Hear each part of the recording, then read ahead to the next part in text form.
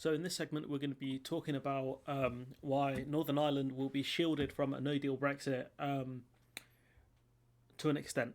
So, they're not going to be absolutely protected at 100%, but they will be in a potentially a better position than mainland GB.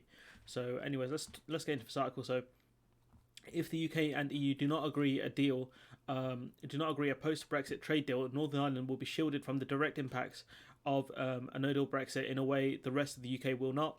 This is mainly due to the Northern Ireland Protocol, something we've spoken about before. Its purpose is to prevent a hard border in Ireland. So basically, where the I've got my hands out like you can actually see me. Where Northern Ireland and the Republic of Ireland are, obviously there's a line in a map, but it's kind of hard to tell where that is to an extent.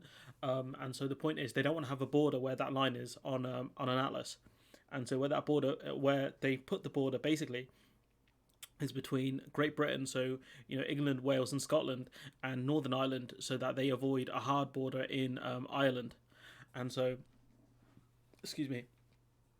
So its consequences is that Northern Ireland will retain tariff-free access to the EU, whilst the rest of the UK will not. And so what that means is a lot of the supply routes that go from GB to Northern Ireland will change, and Northern Ireland will be more reliant on EU-based products because they won't be tariffed and checked to an extent. And obviously, we know that the EU have said that items that they feel that are not at risk of going into the Republic of Ireland won't be checked, I believe, as rigorously, or won't be tariffed compared to items they think will go into that could potentially go to the Republic of Ireland. Those items will be tariffed and checked, and once they reach their destination, as long as that stays within Northern Ireland, the company that paid the tariff will get their money back, something like that.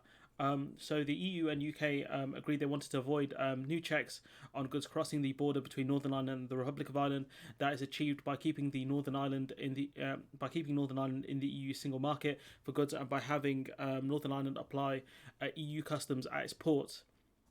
This will allow goods to flow from Northern Ireland to the Republic and the rest of the EU as they do now, without customs checks, tariffs, and new paperwork. And so what that means is that when products come into the UK from the EU, what that means is typically under WTO rules, they're meant to be, as long as under a no deal scenario, this will happen. Goods are meant to be checked and tariffed if we have tariffs in place for those products. But goods going from the Republic of Ireland into Northern Ireland won't have those issues. The official advice to Northern Ireland businesses spells this out. No EU member state will be able to apply any tariff or related barriers to goods from Northern Ireland. So what that means is products made in Northern Ireland can go into the Republic of Ireland or any other EU country, no problems. The EU is obliged. That's just manufactured stuff like physical products. The EU is obliged under Article 5 of the Protocol to guarantee tariff-free, frictionless access in any scenario from the 31st of December 2020. So that's deal or no deal that will happen. This does not just apply to movements from Northern Ireland to Ireland. It also applies to movements to any other member state. And this is one of the issues that Scotland has with the Northern Ireland Protocol, because they feel like Northern Ireland has been given a much better deal than other parts of the UK, which is true. But also, it's not the best. This is not entirely what the politicians, the DUP in Northern Ireland want, because that means that their customs regulations will be aligned with the EU rather than with the UK, and that kind of separates them off with mainland Great Britain. So the UK government has also promised Northern Ireland businesses that, with few exceptions, they will continue to have unfettered access to the wider UK market. That's not strictly true. I think goods coming in from Northern Ireland to the UK will have no problems, as far as I know of, but goods going from Great Britain to Northern Ireland, there will be issues with that.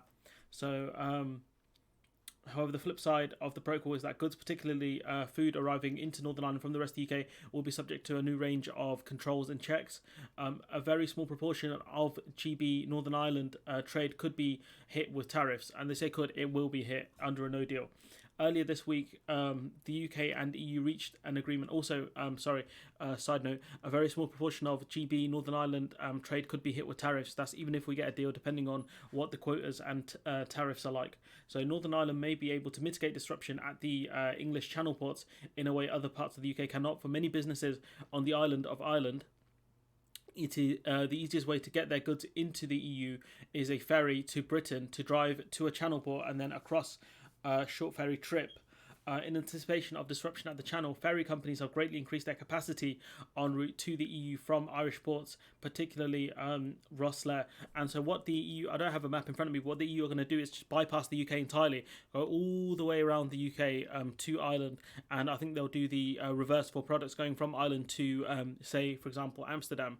Or sorry, to the Netherlands. They'll go all the way around the UK rather than going through the UK as they do now.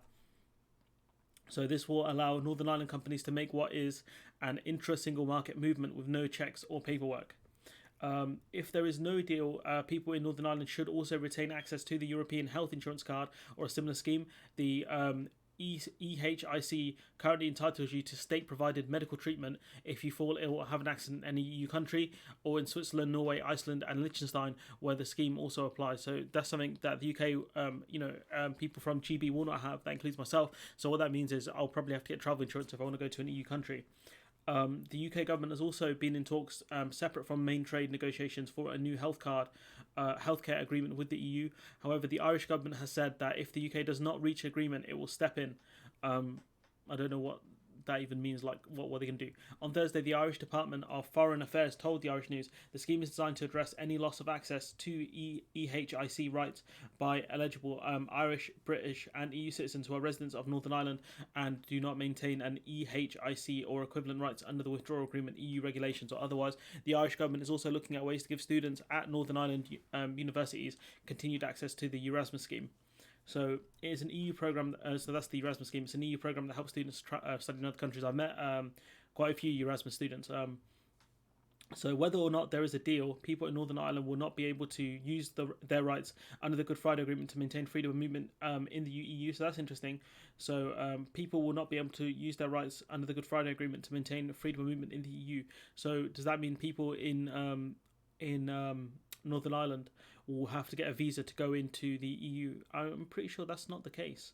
The Good Friday Agreement allows people from Northern Ireland to be British, Irish, or both. With an Irish passport comes rights that will be lost to people in other parts of the UK. The EU Chief Negotiator Barnier explained this during a speech in Belfast 2019. Whilst Northern Ireland will no longer be part of the EU, people born and raised here that choose to be Irish citizens will still be EU citizens, he said. This means that they can continue to move and reside freely within the EU. And also you have a lot of people that have Irish grandparents within the UK, or Irish relatives applying for Irish passports so that they can still travel freely in the EU. Also, you have people applying for French passports and other things. The UK is committed to upholding their rights. They cannot discriminate against on the basis of nationality. However, Northern Ireland's special status will not be protected from all the impacts of a no-deal Brexit. And this is where we talk about the partial shielding. So the protocol only keeps Northern Ireland in the EU single market for goods, not services. So what that means is like insurance companies and anything that's a service, anything that anything service based within Northern Ireland will not have free access into the EU, and therefore they will have issues when it comes to offering services within the EU. Therefore, the service sector companies are likely to find their new market access reduced in a similar way other firms in the rest of the UK are. So Northern Ireland businesses would face the same potential problem as those in other parts of the UK if there is no deal on data sharing. Aside from trade, the UK has been negotiating with the EU on a security partnership. Northern Ireland does not have special treatment in this area, and it would lose access to the EU database in the same way as other parts of the UK. Northern Ireland's Justice Minister and senior police officers have raised concerns about this. The Minister, Naomi Long, said it would be trying to combat 2020 crime with 1950s tools, and that's kind of what we've regressed to, I suppose. So what we can tell from this article is that Northern Ireland will be to an extent shielded in terms of goods and in terms of potentially citizens' rights. Again, I'm not 100% sure on some of this stuff, but with the EHIC scheme, it looks like the Republic of Ireland want to put a scheme in place for people who are studying in Northern Ireland to get treatment. Medical treatment if they need it. And so what we can see from this is that Northern Ireland to an extent are getting a much better deal than mainland UK. Their only problems will be the fact that they're going to be closer aligned to the UK to the EU as opposed to the UK, which is going to cause some tensions within Ireland. You sort of kind of more identity problems. Maybe, I don't know. I'm not Irish, I couldn't tell you a lot of the things, but what we can tell from this is, in conclusion, I've rambled a lot again. In conclusion, we can tell that Northern Ireland, to an extent, will be shielded, and when it comes to goods, they will have more access to EU goods than the mainland Great Britain will, but they will have less access to products made within mainland UK, and so what that means is they will have to find new supply routes within the EU, and so that's going to cause them problems as well. Considering that obviously EU countries are further away than Great Britain, but also the fact is that kind of land bridge that's there, that kind of connects, say for example, the Netherlands with Ireland, where they can drive straight across pretty much the UK to get products into Ireland, is gone, and so they're going to have to ship all the way around the UK, and that's going to increase shipping times to Ireland. But at the same time, it looks like that's way quicker than having to go into the UK, get all your stuff checked and potentially tariffed, and have the not the path of origin, the opposite, the destination checked as well. So if that makes sense. So what you're going to have to do if you go through the UK is have your stuff checked, potentially tariffed, and then go into the other side of the UK where you're going to have your stuff potentially checked and tariffed, and then go into, say, the Republic of Ireland, and then claim a rebate on that stuff, if that makes sense. And so we can see here, why Scotland are annoyed about this, but also why, the DUP will also be annoyed about this. So hopefully this video made sense. The Northern Ireland aren't protected when it comes to services, so they're going to have massive problems when it comes to getting their services into the EU. And so what that means is that you're going to see a lot of services move out of Northern Ireland and also out of GB and move into EU countries. They're going to open, maybe they'll fully set up shop there, or they'll open subsidiaries into EU countries. But anyways, I'm going to leave it there. Let me know what you guys think in the comments below. Like, comment, share, subscribe, and hopefully I'll see you in the next one.